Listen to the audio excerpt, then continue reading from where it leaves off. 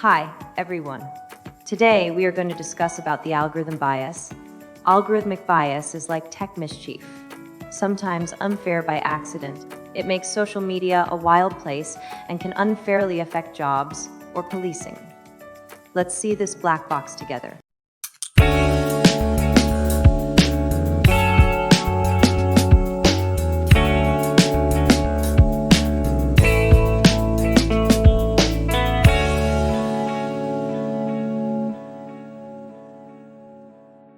Hey everyone, and welcome back to the Deep Dive. Today we're diving into something that's super relevant to, well, basically everyone. We're talking about societal polarization, and specifically how algorithmic bias might be making it worse. Yeah, it's a big one for sure. It is. We've got a ton of research articles and news reports all about how the algorithms behind our social media and, even just our search results can be pushing us further and further apart. Absolutely. And I think a lot of people are familiar with some of the basic ideas here. Right, like echo chambers and filter bubbles. We've all heard those terms, right? Yeah. But what we really want to do today is go beyond just defining the terms. We're going to use some real-world examples like stuff that happened in the 2024 Indonesian presidential election and even the Russia-Ukraine war to really illustrate just how serious this issue is. Sounds good to me. Okay, so let's start with the basics. Echo chambers and filter bubbles. I think we can all relate to the feeling of being kind of stuck in our own little online worlds. Yeah, for sure. What's important to remember is that these algorithms are designed to give us this personalized experience online, but sometimes that comes at a cost. Right, because they're doing that by creating these echo chambers and filter bubbles where you're mainly seeing information that you already agree with. Exactly. It's like they're trying to show us what we want to see, even if it's not necessarily the full picture. So in a way, it makes sense that they're doing that because, it keeps us clicking and scrolling and engaging, which is what they want. But how does this kind of seemingly harmless personalization actually lead to, real societal polarization? Well, just imagine a world where everything you read, all the opinions you see, the news you get, even the ads you're shown, they're all just confirming your existing views. Yeah, I guess it would be like living in a bubble where everyone agrees with you all the time, and you rarely ever encounter a viewpoint that challenges your own right. Right. Exactly. And that's where the danger really lies. Because, when we're only ever exposed to information that confirms our biases, we become less likely to even question our own assumptions. We're less tolerant of opposing viewpoints. Exactly. And we become more susceptible to manipulation because we're not used to critically evaluating the information we're seeing. So basically, these algorithms could be hijacking our critical thinking abilities without us even knowing it. You could say that. They're playing on our cognitive biases, things like confirmation bias, where we're naturally drawn to information that supports our existing beliefs. So we're craving that information, even if it might not be true or it might be misleading. Yeah, it's a powerful force. And it seems like this isn't just an online problem, right? This polarization that we're seeing online, it spills over into our offline lives too. Of course. It affects how we interact with people who have different viewpoints. And it can make it much harder to find common ground and have constructive conversations. It's like we're becoming more divided as a society because of this. Right. Absolutely. In fact, the World Economic Forum in their Global Risks Report for 2025 actually listed misinformation and disinformation as a major global threat. And specifically, they highlighted the role of algorithmic bias in amplifying these issues. Wow, so they're saying it's a top global threat. That's kind of scary, honestly. Yeah. They see it as a driver of societal breakdown and a threat to trust in institutions, which is a pretty big deal. So this is clearly a global phenomenon then, not just something happening in, certain countries or regions. Exactly. And it really highlights the importance of understanding the difference between misinformation and disinformation because they're not the same thing. Misinformation is when false information is spread, but it's not necessarily intentional. Like if you share a satirical article thinking it's a real news story. Oh, so it's more like an honest mistake. Right. But disinformation is when that information is deliberately false and it's being spread with the intention to deceive. Like propaganda or, those made-up news stories you sometimes see. Exactly. And the problem is that algorithmic bias can amplify both misinformation and disinformation. And this is what we see happening in the Russia-Ukraine war, right? That conflict has become a textbook example of how disinformation can actually be used as a weapon. Unfortunately, yes. Russia has been using a whole range of tactics, from spreading false narratives to creating deepfakes to erode trust and sow discord. They've even used malinformation, which is when you use genuine information to cause harm. It's like a digital battlefield where these algorithms are being used to manipulate public perception and, basically sway people to one side or the other. It's a very apt analogy, and it highlights the challenges that social media platforms are facing when it comes to moderating this kind of content. Even with their best efforts, these algorithms often end up boosting the most engaging content, which, unfortunately, is often the most harmful or misleading stuff, before it can even be flagged and removed. So it's like a constant race against time. Exactly. And this brings us to the 2024 Indonesian presidential election, which was a very interesting case because it wasn't so much about spreading outright lies, but more about manipulating perceptions, right? Yes, candidate Prabowo Subianto's campaign used AI to create these Jamoy cartoon avatars of him. Jamoy, meaning like adorable. Exactly, and they even used deepfakes. It's like the Indonesian version of Japan's kawaii culture, where cuteness is used to soften even the most, serious or tough images. Yes, it's a very similar concept, and what's interesting is that these tactics weren't necessarily spreading falsehoods. Right. It wasn't fake news. But it was about softening his image and making him more appealing to younger voters, especially given his controversial past. So it was a manipulation of perception rather than like blatant lies. Precisely. But still very effective. And of course, the algorithms probably helped amplify this AI-generated content, making it reach a much wider audience. Yeah, absolutely. That's what's so concerning about this, because people might not even realize they're being influenced in this way. It just pops up on their feed, and it becomes part of their reality. Exactly. And that's what makes algorithmic bias so tricky. It's not always obvious, and it can be hard to know what to trust. You're right. It operates beneath the surface, subtly shaping what we see and what we ultimately believe. Almost like we're being programmed without even realizing it. In a sense, yes. And it's not just political issues either. These algorithms can affect our views on everything from healthcare and climate change to our trust in institutions and even each other. Okay, so that's a pretty bleak picture. If we're all trapped in these echo chambers, constantly being fed information that just reinforces our existing biases, how do we break free? It all feels a little overwhelming. I understand how you feel. It can be overwhelming. But the first step is awareness. We need to understand how these algorithms work and accept that they're designed to keep us engaged, not necessarily to show us the most accurate or balanced information. So we need to be more skeptical about everything we see online. Yes, exactly. Fact-checking is important. So is cross-referencing information and making sure we're getting news from a variety of sources, not just the ones that agree with us. And diversifying our news sources. I think that's key. It is. And we also need to support media literacy programs that teach people, especially young people, how to critically evaluate the information they find online. So it's about developing a new set of skills to navigate this complex digital world. Exactly. We need to equip people with the tools to spot misinformation, understand the influence of algorithms, and make informed decisions about the information they trust and share. And speaking of navigating this digital landscape, Yeah. didn't you mention a pretty startling statistic about novice voters in Indonesia? Oh, yes, I did. The one about their susceptibility to fake news. I'm ready for it. Tell me, what was the number? Well, studies have shown that over 51% of novice voters in the 2024 Indonesian election struggled to identify fake news. Wow, so more than half. It is a significant number, and it really highlights the need for those media literacy programs we just talked about. Yeah, we need to help people, especially young people who are just starting to engage with the online world, develop those critical thinking skills early on. Definitely. We need to give them the tools to navigate this digital landscape safely and responsibly. It's like we need to build a digital defense system for our minds. We've got to protect ourselves from all this misinformation flying around. That's a great way to put it. We need to develop a critical eye, a healthy dose of skepticism, and most importantly, a willingness to engage with viewpoints that might be different from our own.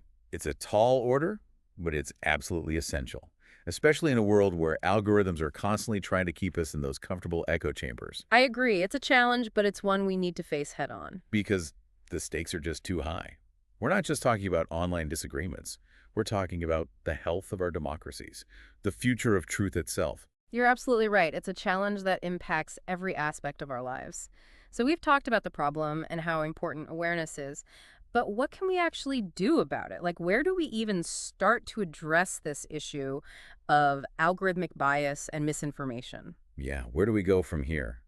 We've got our skepticism goggles on, but what are the concrete steps we can take? Well, one solution that a lot of people are talking about is increasing algorithmic transparency. Okay, so what does that mean exactly? It basically means pushing tech companies to be more open about how their algorithms actually work. Like, what data are they collecting? What criteria do they use to rank content? And, are there any biases built into their systems? That makes sense, but isn't that kind of like asking Coca-Cola to give away their secret formula? I mean, these algorithms are incredibly valuable to these companies. How realistic is it to expect them to just open up and reveal all their secrets? That's a fair point.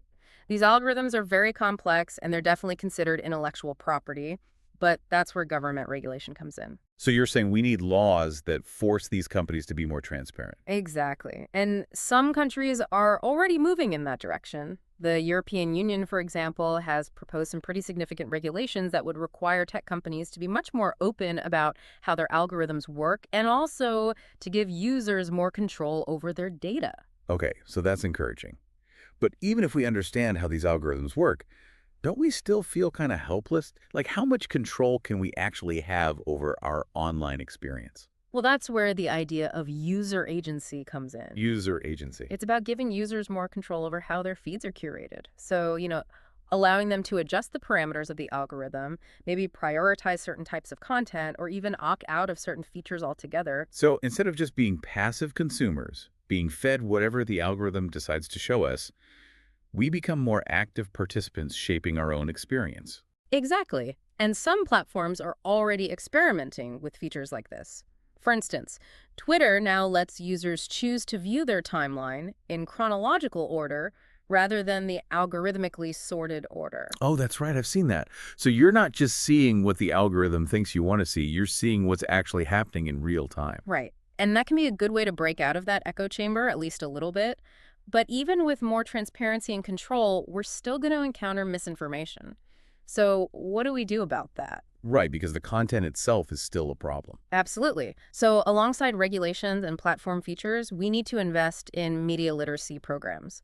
We need to teach people, especially young people, how to think critically about information they find online, how to spot misinformation, and to understand how algorithms work. So essentially equipping people with the skills to be more savvy digital citizens. Exactly. We need to foster critical thinking skills, encourage source verification, and just help people develop a healthy skepticism towards online content.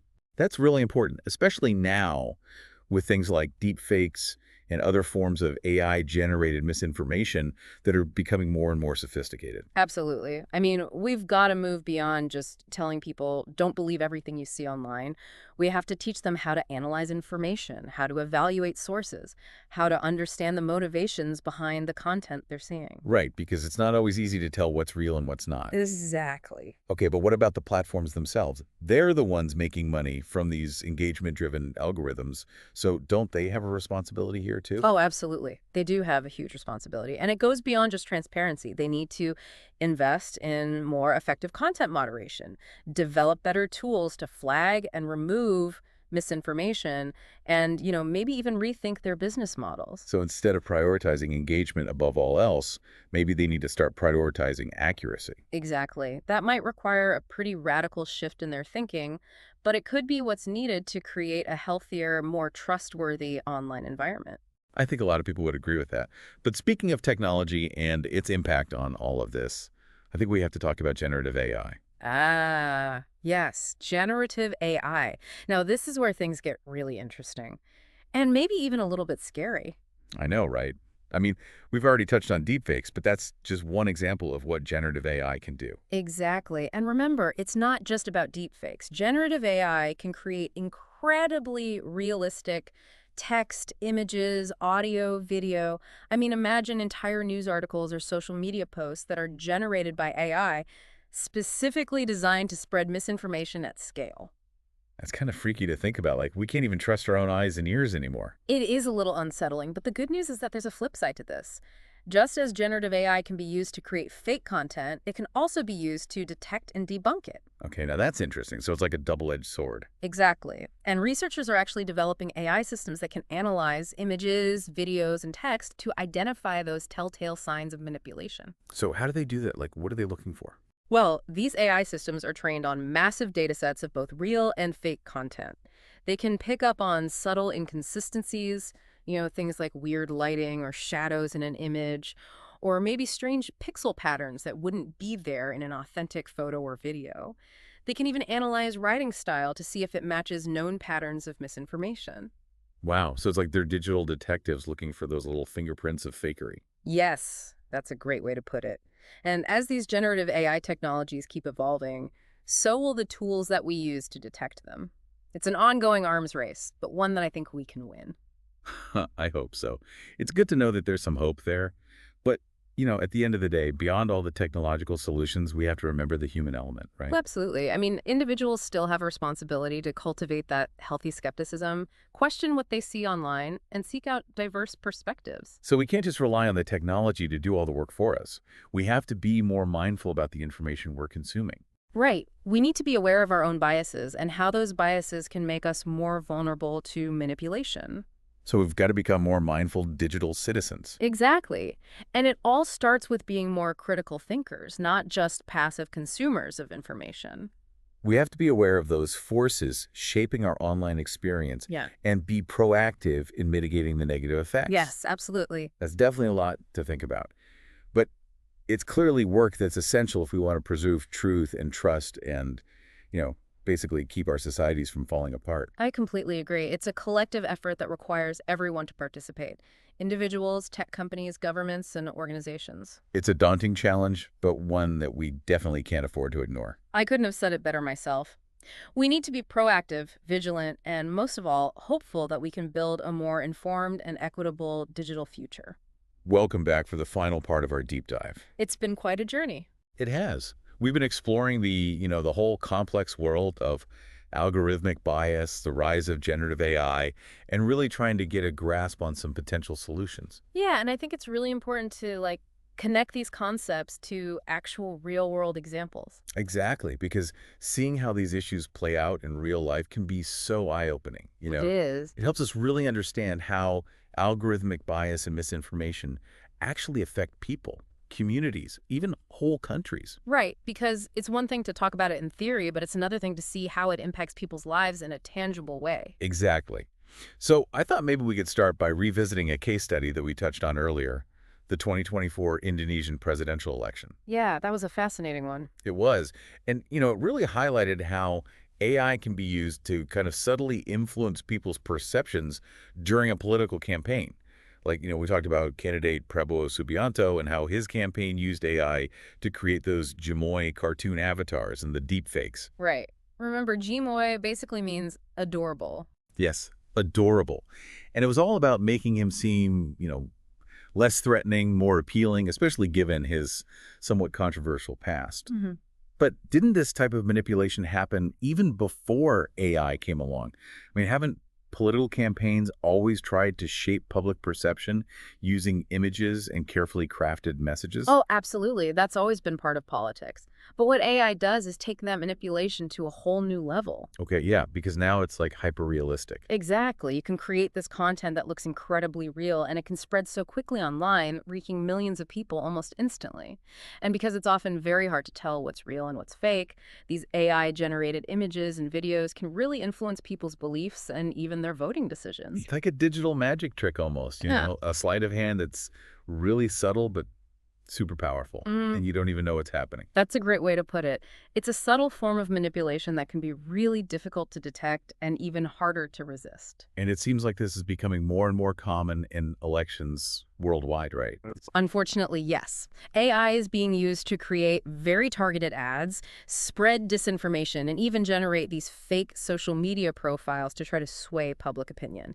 It's a trend that's definitely concerning. It really is. It makes you wonder how we can even protect democracy in this digital age when this kind of manipulation is becoming so prevalent. It's a challenge, for sure. But, maybe we can shift gears a bit and look at a more positive case study, one that shows how AI can be used to actually combat misinformation. Okay. Yeah, I like that. A little bit of hope. Exactly. A little optimism. Have you heard of the fake news challenge? Oh, yeah, that was a competition, right? Where they were trying to develop AI systems to automatically detect fake news. That's right. It was a project at the University of Washington, and they had some really smart people working on it. And some of the AI models they created were actually really good at spotting fake news articles. Oh, really? Like, how accurate were they? Some of them had accuracy rates of over 90%. Wow, that's pretty impressive. But how does an AI even tell the difference between a real news article and a fake one? So these AI models are basically trained on huge data sets of both real and fake news. Okay, so they're learning from the data. Right. They're analyzing tons and tons of articles, and over time, they start to learn the patterns and characteristics that can help distinguish the two. So what kind of things are they looking for? Well, there are all sorts of clues. Things like, are the headlines really sensationalized? Is there a lot of emotionally charged language being used? Are there any credible sources cited? Are there grammatical errors? Ah, interesting. So things that might tip you off if you were reading it yourself. Exactly. These AIs are basically like super-powered fact checkers constantly scanning the internet and looking for signs of misinformation. Okay, so they're like our digital allies in the fight against fake news. That's actually really encouraging. And are these systems being used anywhere? Yes, actually. Some of them are already being integrated into social media platforms, and they can help flag potentially fake news articles for users. Wow, so the AI is actually helping to protect people from misinformation. That's great. It is. It's a really promising example of how AI can be used for good, to help people navigate all of this information overload and make more informed decisions about what they read and share. I like that. It's a step in the right direction. It is, but, it's important to remember that technology alone isn't a silver bullet. Right, we can't just rely on the AI to solve everything for us. Exactly. We still need to empower people with critical thinking skills. We've got to use our brains too. Exactly. Media literacy is still crucial. So being skeptical and questioning what we see online, doing our own fact-checking, Yeah, absolutely. and remembering that we can't always trust everything we read or see on the internet, no matter how real it seems. Right. We need to take responsibility for the information we consume and share because it really does have a huge impact. It does. It shapes how we see the world, how we interact with others, and the decisions we make. So we're all part of this ecosystem. Right. And it's up to each of us to make it a healthier, more trustworthy environment. Couldn't have said it better myself. So as we wrap up this deep dive, I want to leave everyone with 3 things to remember. Stay curious, stay critical, and stay connected. I love that. So expand on those a bit. First, stay curious. The world of technology is constantly changing, so we all need to be lifelong learners, always keep learning and exploring new information. So keep an open mind. Yes. And second, stay critical. Don't believe everything you see online. Question your assumptions, double-check those sources, and watch out for information that just reinforces your existing biases. Don't fall for the echo chamber. Exactly. And finally, stay connected. Keep those conversations going. Talk to people who might have different views than you do. Try to find common ground, and remember that ultimately, we're all in this together. Beautifully said. It's a powerful reminder that we have the power to create a better digital future. A future where truth and facts matter, and where we can all connect with each other in a more meaningful way. Thanks for joining us on this journey, and until next time, keep exploring, keep asking those questions, and keep connecting.